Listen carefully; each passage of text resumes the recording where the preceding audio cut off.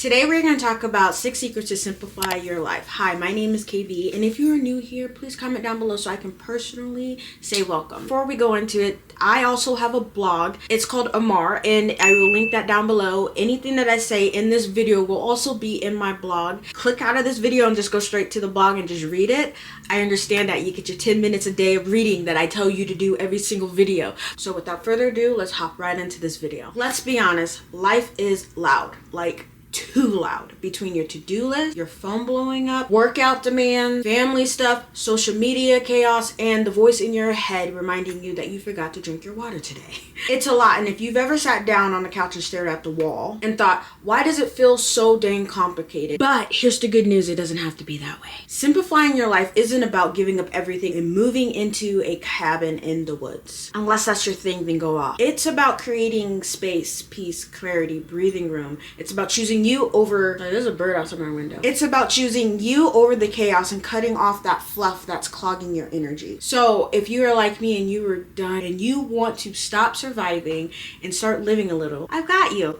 These 6 secrets, they've changed my day-to-day and they're about to change yours. The first one is to schedule a routine. Do you constantly feel like you're racing against the clock? You're like always behind, you're always rushing, and somehow you're still not getting things done that truly matter to you. We could be talking about self-care, workout, spending time with your kids, going on dates. Yes, even solo dates counts. Or simply sitting in silence for 5 minutes. It all feels impossible to squeeze in, doesn't it? What if I told you there is a way to fix all of that? And it starts with something as simple as putting a pen to a paper. I talk about this all the time, and yes, I'm talking about planning and scheduling. All things, same thing. Remember in high school when they handed us those little planners, and they told us to write down our assignments, and we thought we were so busy back then. If only our teenage selves could see us now. Like, if you're like anything like me, you're juggling work, family, appointments, errands, trying to be mentally stable,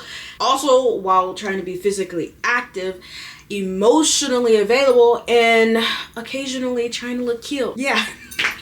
The real glow up is just staying sane, okay? Adulting is a full-time job in itself, and if you're a parent, you already know the chaos. And this is turned up by 100. Between drop-offs, pickups, meal planning, grocery shopping, work deadlines. And I just remembered that my kids have a field trip, and I need to fill out their freaking forms, and that is due soon. And today's Friday. Things can get so overwhelming fast. And you know what happens when life gets too loud, cluttered. We forget ourselves in the mix. I'm gonna take these off because these are loud. So where do you even start? Ask yourself this. What do I need to do to get organized? For me, it started when I realized I functioned way better when things were simplified. Like I have told in the past, I am very, very minimalistic. I need less noise, less clutter, less extra. The simpler my schedule looks, the easier it is for me to digest and follow through with what I promised others and myself. Now, friend, you might be the total opposite of who I am. You might thrive under pressure, because I don't. Maybe you're the person who waits until the last minute to get that adrenaline rush and somehow pull everything together. If that's you, more power to you. You just need a planner system that functions with your style of organization, whether that's digital, physical, color-coded, minimalistic, or maximalistic, which I don't understand those people at freaking all. It doesn't matter though, as long as it works for you. Here's the truth. Scheduling isn't about being perfect. It's about being intentional. Creating a routine doesn't mean you're rigid or boring. You care enough about your life to plan it out. It's not just for toddlers or teenagers either. Though let's just be honest, toddlers with schedules, chef's kiss. There's a reason why we function better with consistency. Your brain loves knowing what's coming next. It reduces anxiety and it makes you feel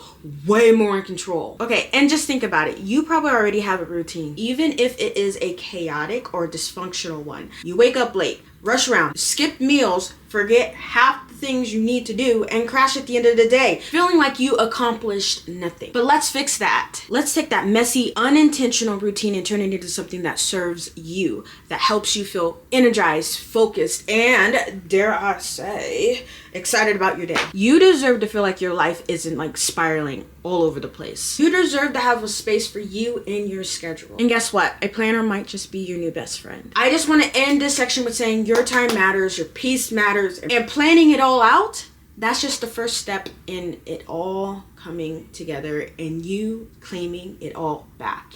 Your time. The second one is communicating effectively. Let's get real for a second. How many arguments, awkward moments, or all out emotional meltdowns could have been avoided if we just had said what we meant and meant what we said? Yep.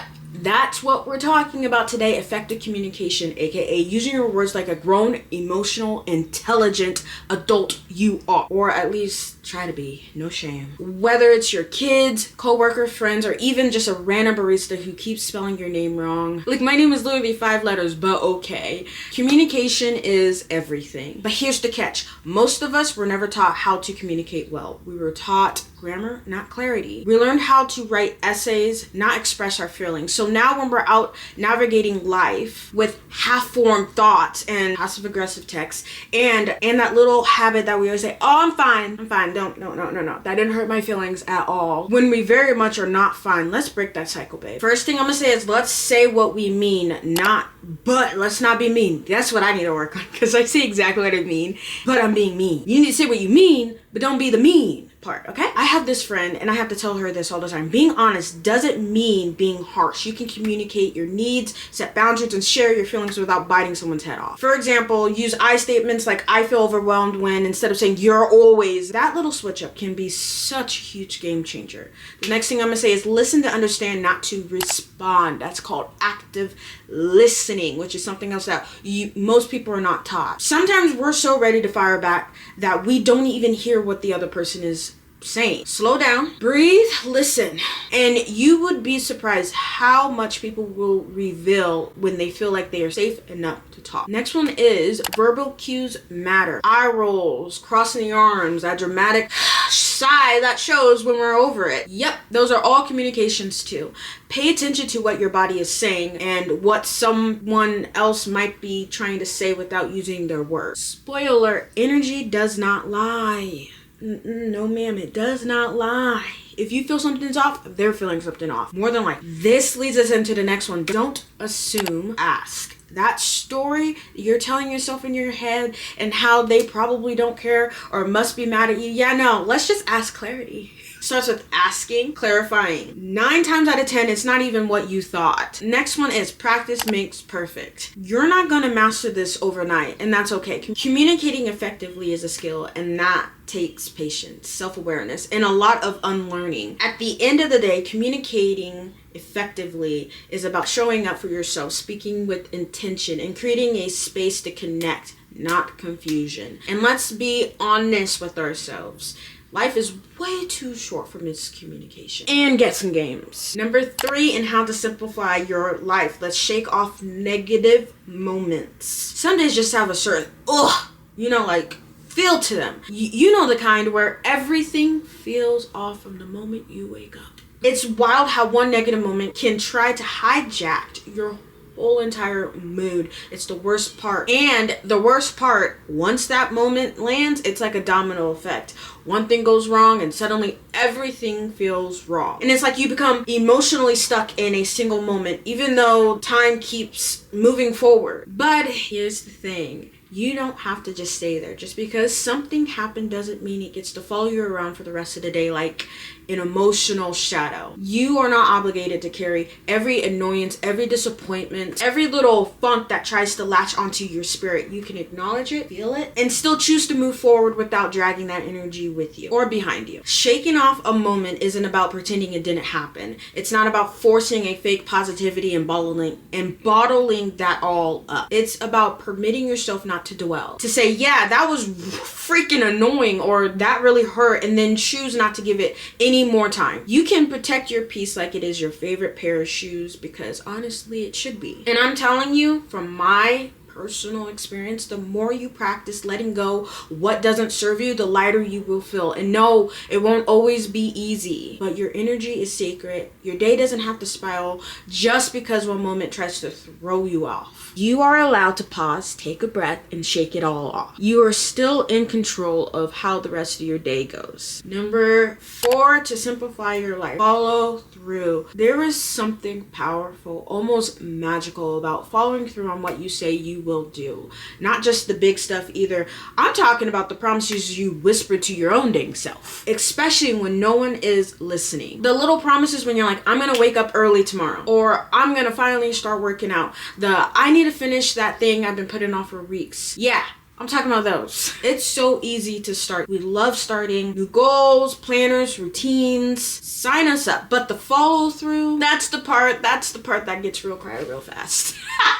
Because follow through at the end of the day means showing up, and even after the motivation fails, it means doing it when it is no longer cute and exciting, or giving the main character energy that we all use to push ourselves forward. Because here's the real tea.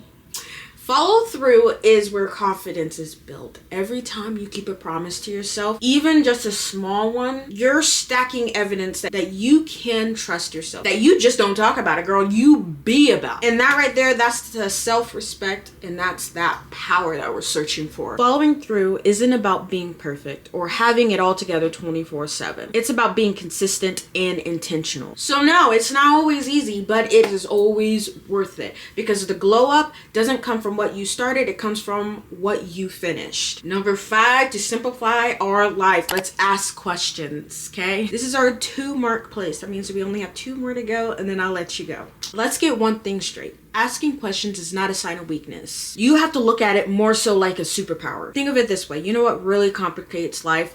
Assumptions, guessing games, playing it cool when you're actually confused AF. And take it from me. Been there, done that, and spoiler alert, it never ends well. So weird. But here's the tea.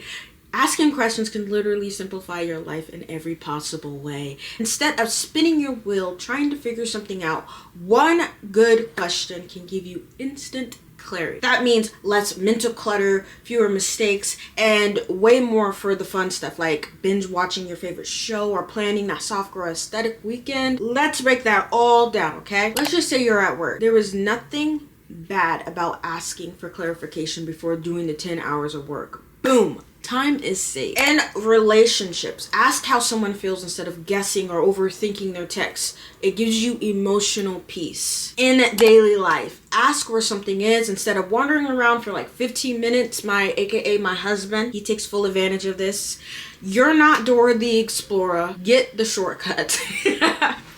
Bottom line, questions give you the answers and makes decisions way more easier to access. It gives you power to say no to confusions, powers to own your time. Next time you're unsure, don't freeze or fake it. Speak up, ask your questions, and move on like you're a freaking boss that you are. And then last one, ding ding ding, number 6 is my favorite freaking one. I think I say this in every single video that I freaking post. To simplify your life, say no. Just say no. Just say no, because you are not available for everything, and that is on boundaries. Boundaries start with no. Anyways, let's just cut straight into it. You are allowed to say no without guilt, without explanation, and definitely without the nervous laughter or the 3-paragraph text that you're gonna send explaining your side of it, okay? Rewind that part again if you need to. I don't understand, why is it that we bend over backwards, say yes when we're exhausted, overextend ourselves, and then sit in silence, stewing in resentment? Like, why did you even agree to do this in the first place? Girl, you knew before you even said yes that you didn't even want to go. And you knew your plate was already freaking full. You knew you needed a break, but that tiny little voice in your head said, just say yes, don't be rude. And boom. There you are again, doing the absolute most, again, for the absolute wrong reasons. But I'm going to tell you something about saying no that most people don't want you to know. Saying no is self-care. Saying no is powerful. Saying no is choosing you, your peace, and your energy. And let's not forget your time. And guess what? That doesn't mean you're selfish. That means you're self-aware, queen. So let me ask you this. What are you currently saying yes to that you secretly hate? What are you committing to out of habit, fear, or people pleasing? And more importantly, what would your life look like if you started saying no more often? Because every single time you say yes to something you don't want to, you're saying no to something that you do want. And I'm talking about your rest, your time, your growth, your goals, and your growth. And I don't know about you, but I'm not missing out on my peace so that everybody else around me feels temporarily comfortable. One thing about people pleasers is that a lot of times they are self-proclaimed people pleasers when nobody else around them is pleased. Take it from me, you do not have to be the yes girl anymore. You're not on call 24/7. You're not a default option. And most importantly, you are not a doormat. You are allowed to protect your energy at all costs. So the next time you feel that pressure to say yes when your soul is screaming no, say it. Say no. That's all that I have for this video. Thank you for watching. Make sure you like, comment, and subscribe. I will add the blog post to the bottom if you would rather read it or also see how what my blog is. I post both things on both sites, so if you want to go down there and give it a little check out. And remember to be kind, because we have no idea what could be going on in somebody else's life, and you might just be that soft, calm voice for them in that moment. And I hope to catch you in our next video, and until next time, bye.